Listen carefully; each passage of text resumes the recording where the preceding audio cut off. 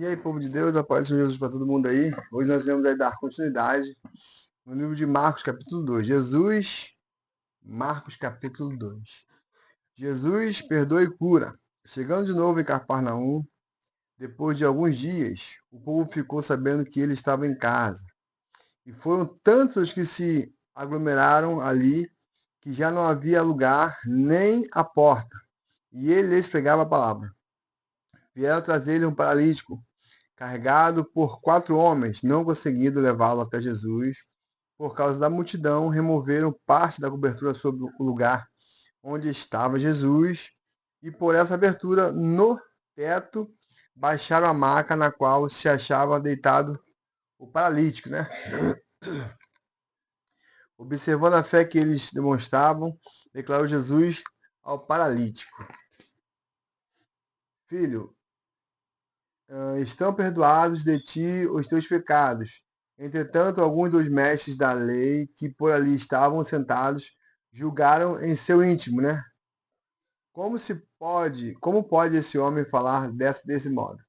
Está blasfemando. Quem afinal pode perdoar pecados a não ser exclusivamente Deus? Exclusivamente Deus. Jesus imediatamente percebeu em seu espírito que era isso que eles estavam urdindo e lhes questionou: Por que, por que cogitais desta maneira em vossos corações? O que é mais fácil dizer ao paralítico: Estão perdoados de ti os teus pecados, ou falar: Levanta-te, toma a tua maca e sai andando? Todavia, para que saibais que o Filho do Homem tem na terra autoridade para perdoar pecados, dirigiu-se ao paralítico: Eu te ordeno, levanta-te, toma a tua maca e vai para a tua casa. Então ele se levantou e, no mesmo instante, tomando sua maca, saiu andando à frente de todos, que, estupefatos, glorificavam a Deus, exclamando: Nunca vimos nada semelhante a isto.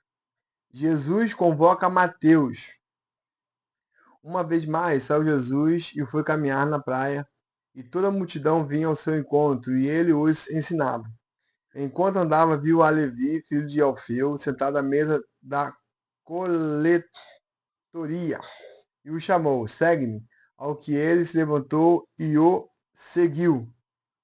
Jesus à mesa com pecadores.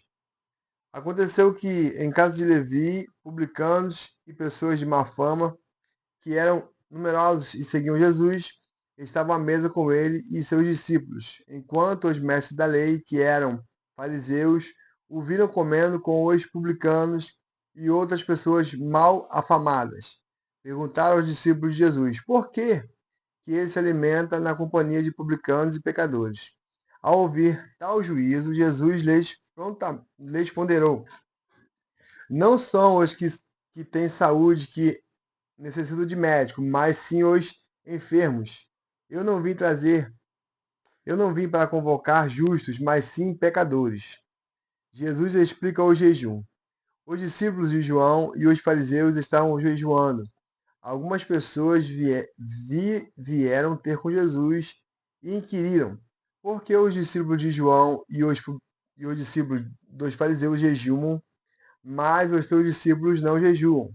Explicou-lhe Jesus: Como podem os convidados do noivo jejuar enquanto o têm consigo? Contudo, virão dias quando o noivo lhe será arrancado, e então será ocasião de jejuarão.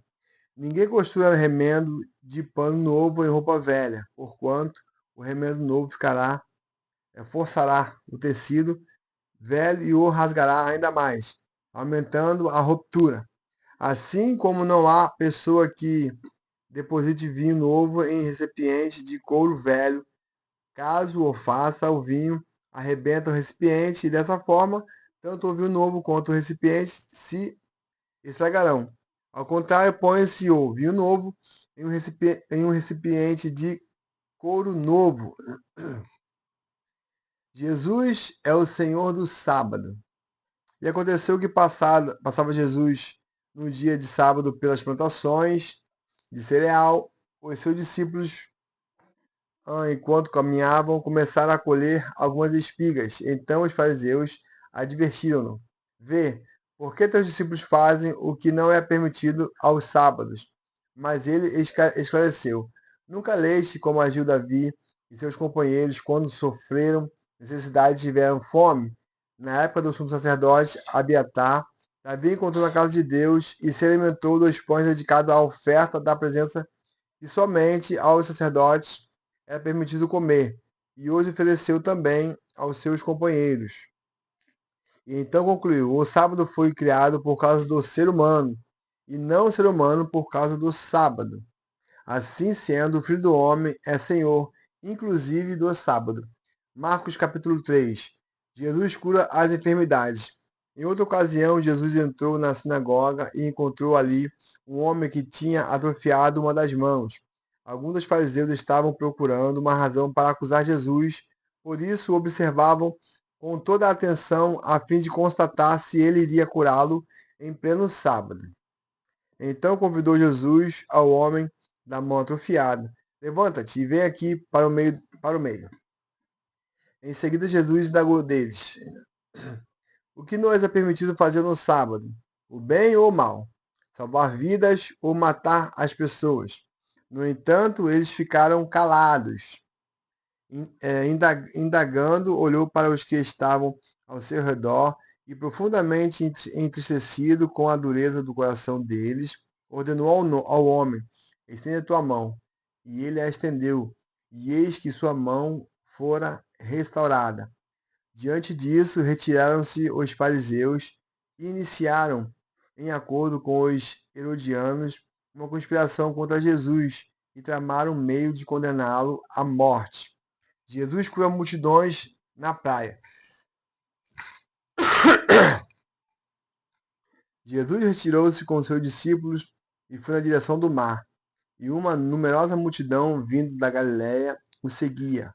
E assim que ouviram a respeito de tudo o que ele estava realizando, grande quantidade de pessoas provenientes da Judéia, de Jerusalém, da Idumeia e das regiões do outro lado do Jordão e das cercanias da cidade de Tiro, de Sidom, veio ter com Jesus.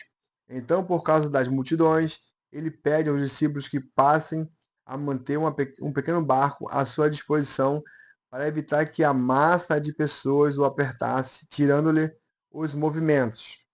Pois ele havia curado grande multidão, de modo que todos os que padeciam de alguma enfermidade se acotovelavam na tentativa de vê-lo e tocá-lo.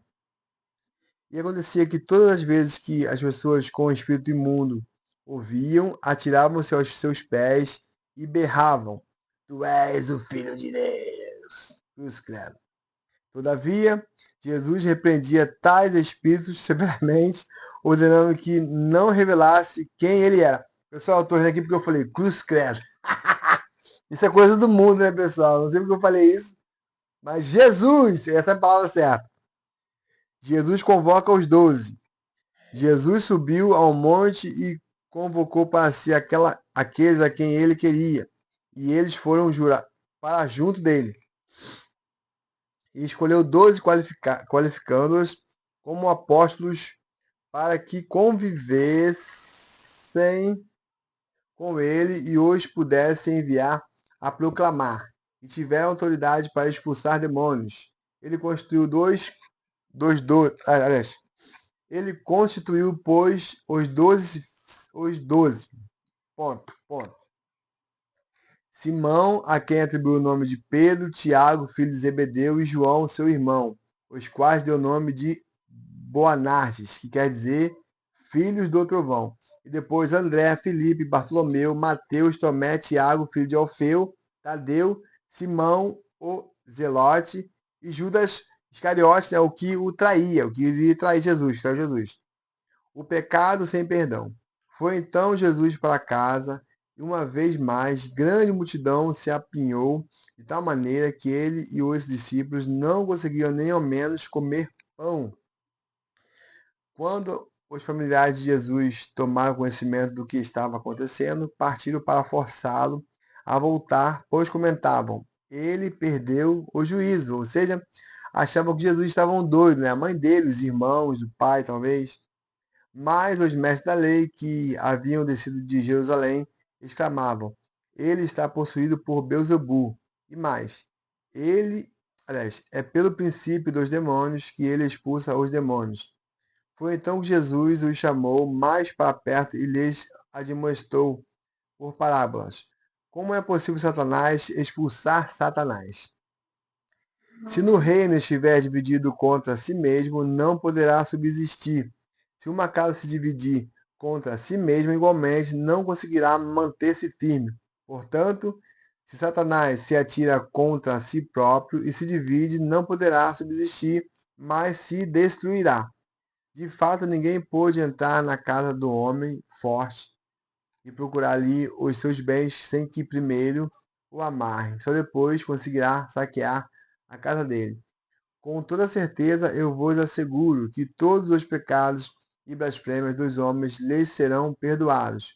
Todavia, quem blasfemar contra o Espírito Santo jamais receberá perdão. Pelo contrário, é culpado de pecado eterno. Jesus explicou isso porque eles estavam exclamando: ele está possesso de um espírito imundo. Jesus, sua mãe e seus irmãos. Foi quando chegaram a mãe e os irmãos de Jesus, e ficando do lado de fora, mandaram alguém chamá-lo. E havia grande número de pessoas sentadas em torno dele, e lhe avisaram: olha, tua mãe, teus irmãos e tuas irmãs estão lá fora e buscam por ti. Então ele lhes respondeu com uma questão: quem é minha mãe ou meus irmãos? E repassando os olhos, né? Que foi assim, ó, passando os olhos a todos que estavam sentados ao seu redor, declarou: aqui estão minha mãe e meus irmãos, pois qualquer pessoa que fizer a vontade de Deus, esse é meu irmão, minha irmã e minha mãe. Fiquem todos na paz e até o próximo vídeo. Paz!